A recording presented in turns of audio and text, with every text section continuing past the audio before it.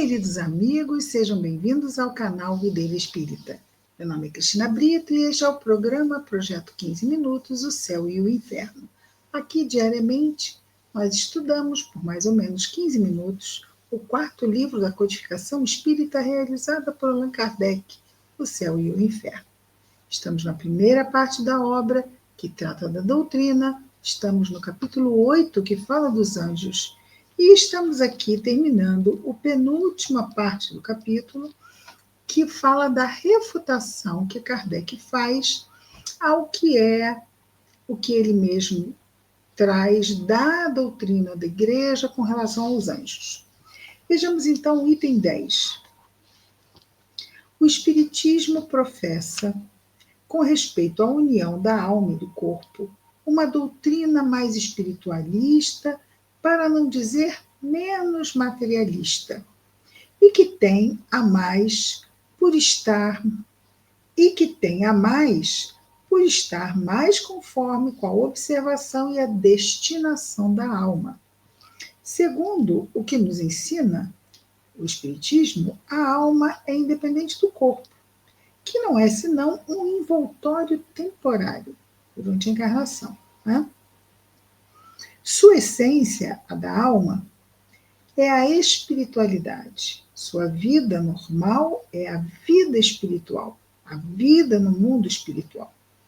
O corpo não é senão um instrumento para o exercício de suas faculdades em suas relações com o mundo material, mas separada do corpo, isso aqui não é físico, goza de suas faculdades com mais liberdade e extensão, com as suas faculdades de espírito imortal.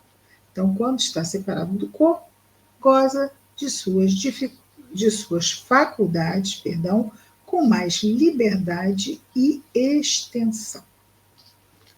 Item 11.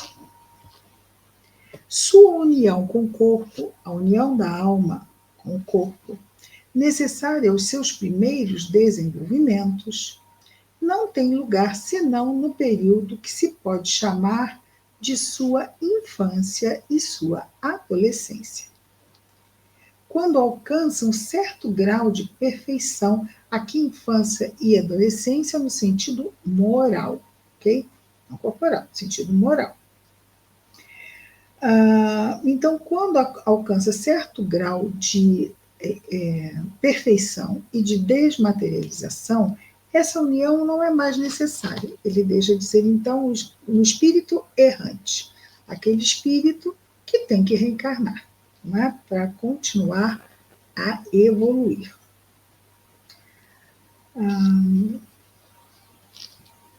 E a alma, então, não é mais necessária essa união, ou seja, ele não tem mais que reencarnar, e a alma não progride mais, senão pela vida de espírito. Não precisa mais reencarnar. Então, vai continuar a progredir no mundo espiritual, né?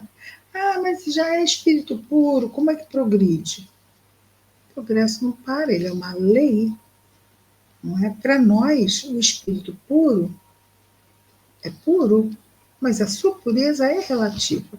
Pureza absoluta é só Deus. Então, nessa sua relatividade de pureza, é claro que ele ainda pode se tornar cada vez mais puro, não é?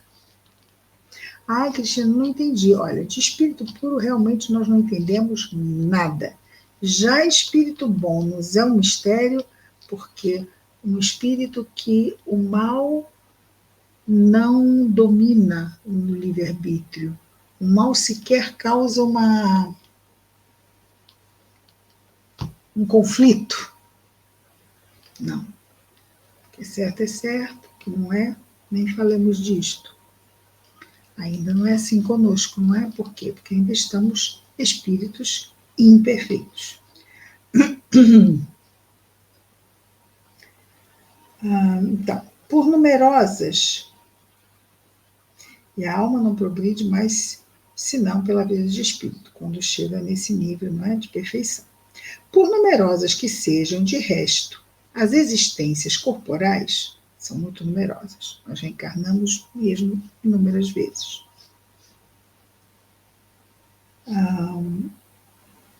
por numerosas que sejam, de resto, as existências corporais são necessariamente limitadas pela vida do corpo, e a sua soma total não compreende em todos os casos senão uma imperceptível parte da vida espiritual que é indefinida. Então, nós somos imortais. Como, por exemplo, nós passamos muito tempo da nossa vida estudando. Vamos imaginar que acabamos de estudar, vamos botar que seja um doutorado, ok? Então, que seja lá para os 27 anos. Só vai fazer mestrado, 28. Claro, vamos lá, que seja 30. 30 anos estudando. Ok. E depois? Vai viver 90. Ou seja, um terço da vida estava estudando, 2 terços não estudava. Não é? Então, estava vivendo, aprimorando outras faculdades, mas já tinha formação para seguir com sua carreira e sua vida de adulto. Mas e os aprimoramentos? Aprimoramento, mas não é o fundamental. Não é? Então, isso é apenas uma comparação grosseira, uma comparação para termos uma leve ideia, não é? De que aqui vivemos 90 anos, mas como espíritos somos imortais. Então, que passemos lá milênios e milênios e centenas de milhares de anos. Que seja, vamos chutar alto. Centenas de milhares de anos nos aprimorando. Que levemos 1 milhão, 2, 5 milhões de anos para chegarmos a espíritos puros. 100 milhões de anos. Somos imortais. Vamos viver um sem número de vezes 100 milhões de anos. Não é? Não temos fim. Somos para sempre vivos. Espíritos atuantes, cada vez mais co-criadores, ajudando Deus na criação. Então, por numerosas que sejam, de resto, as existências corporais, são necessariamente limitadas pela vida do corpo, e sua soma total não compreende em todos os casos senão uma imperceptível parte da vida espiritual que é indefinida, por ser o ser humano imortal, o espírito imortal. E aí terminamos aqui a parte das refutações. Então, entrando aqui, anjos segundo o Espiritismo. Chega a dar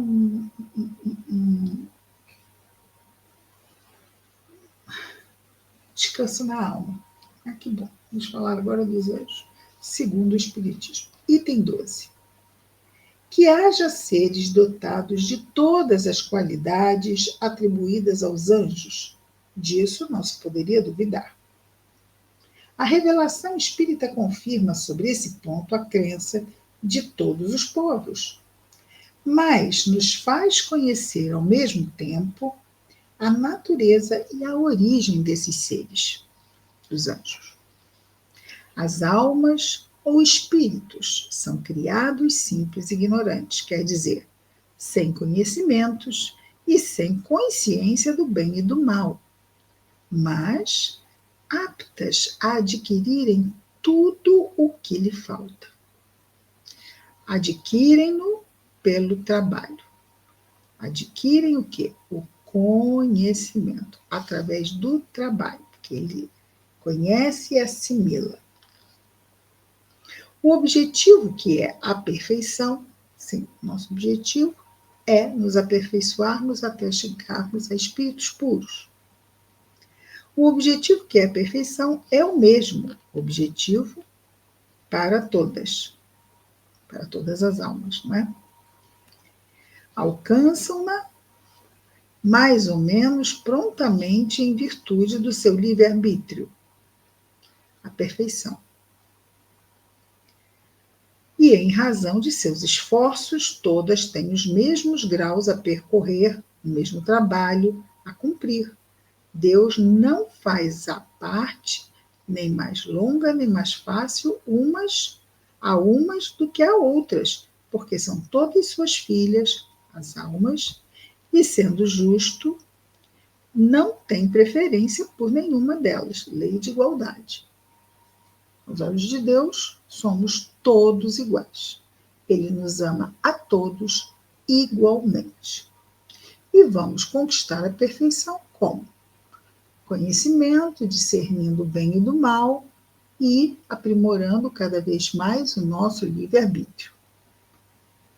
Apurando, purificando o nosso entendimento e fazendo cada vez mais escolhas condizentes com as leis de Deus.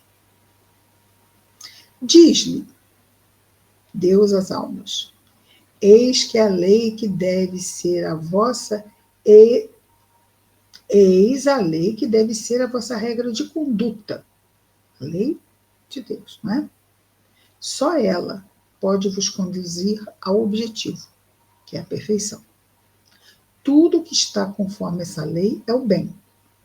Tudo o que é contrário a essa lei é o mal. Sois livres para observar a lei, obedecendo-a ou infringir a lei. Livre para escolher, livre-arbítrio. E sereis assim os árbitros, os juízes de vossa própria sorte. Deus, o gato.